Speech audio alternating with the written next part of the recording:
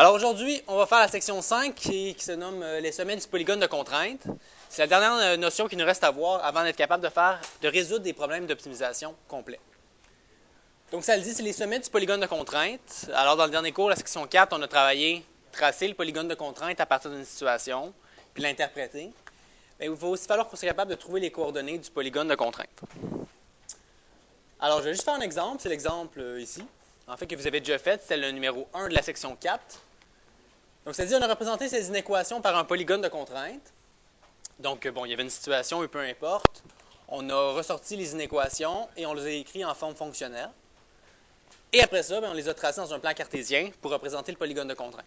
Donc, la 1 ici, on n'oublie pas de numéroter. X est plus grand que 2. On la voit ici, c'est la droite verticale. X est plus grand que 2, donc c'est les nombres par là. Y est plus grand que moins 3, c'est la droite verticale ici comme ça. Horizontale plutôt, Y est plus grand que moins 3. Celle-là ici, elle commence à 8. Quand on sort de 1, on descend de 1 et est en pointillé, c'est la droite 3.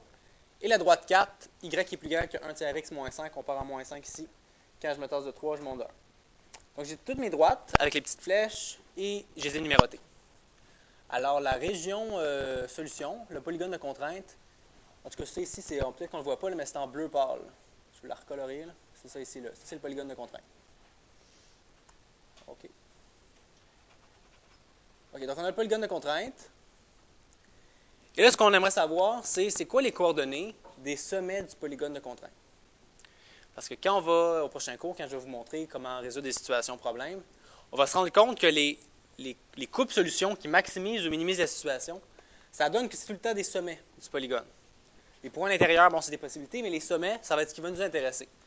Donc, on doit trouver les sommets du polygone de contrainte. Donc, l'idée, c'est qu'on cherche les sommets A, B, C et D. Je les ai nommés. Donc, on va aussi nommer les sommets, en général avec des lettres majuscules.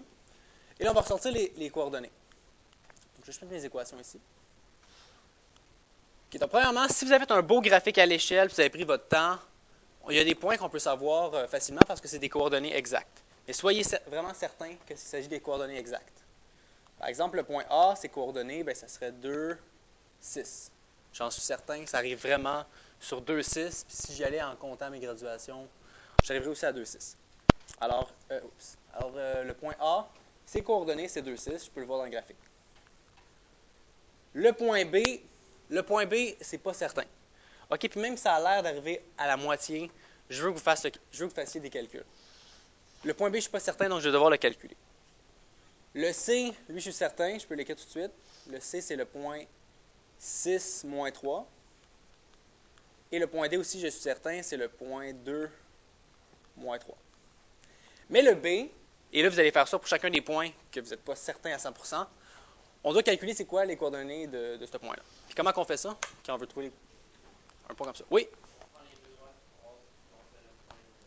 D'intersection. Exactement. Exactement ça. Donc, c'est simplement l'intersection de deux droites. Là, l'idée, c'est pour ça qu'on les numérote nos droites. C'est plus facile de s'en rappeler. On n'a pas à chercher pendant des heures. Le point B, c'est l'intersection entre la droite 3, on la voit ici, la pointillée, et la droite 4. Le point B, c'est l'intersection entre 3 et 4. Donc, j'ai ma droite 3 et ma droite 4. Et là, on va les réécrire.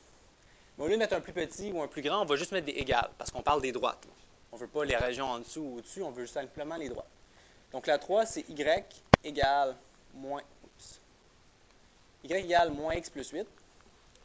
Et la droite 4, y égale 1 tiers x moins 5. Donc, on met des égales parce qu'on parle des droites.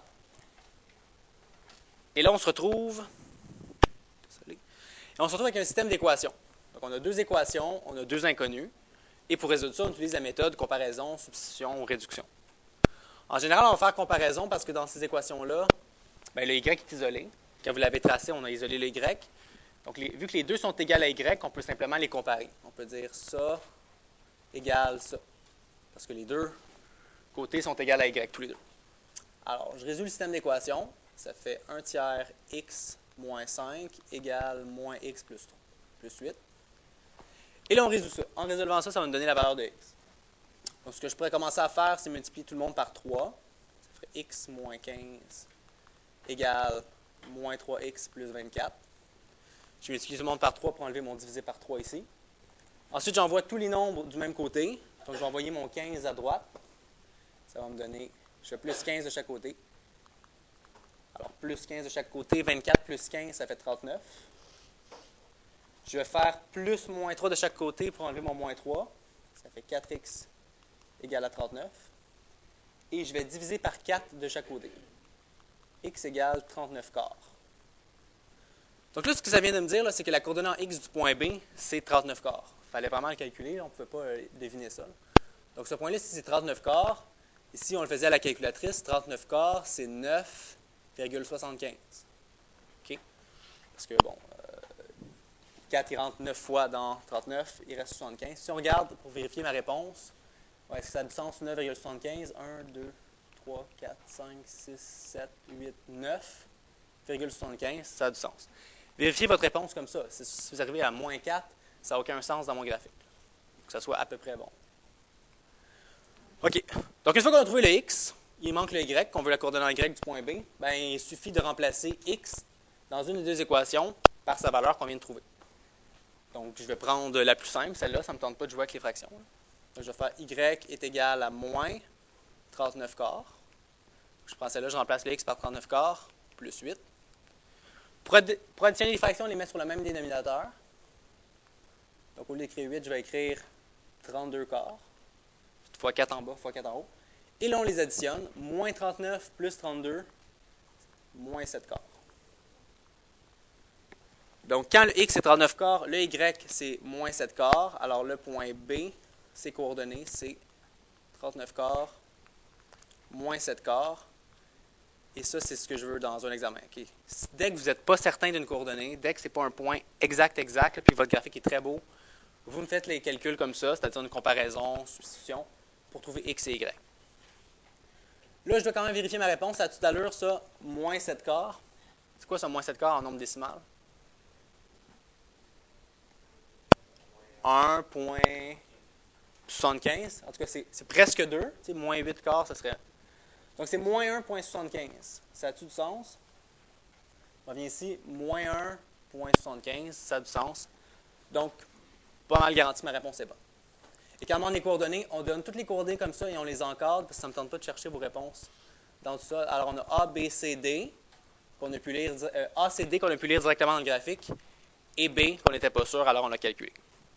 Et c'est juste ça la section 5, c'est trouver les coordonnées des polygones de contrainte. Donc, je vous laisse pratiquer ça aujourd'hui. Alors, section 5 et section 4 si vous ne l'avez pas terminé. Mais assurez-vous que c'est prêt pour le prochain quiz. C'est tout.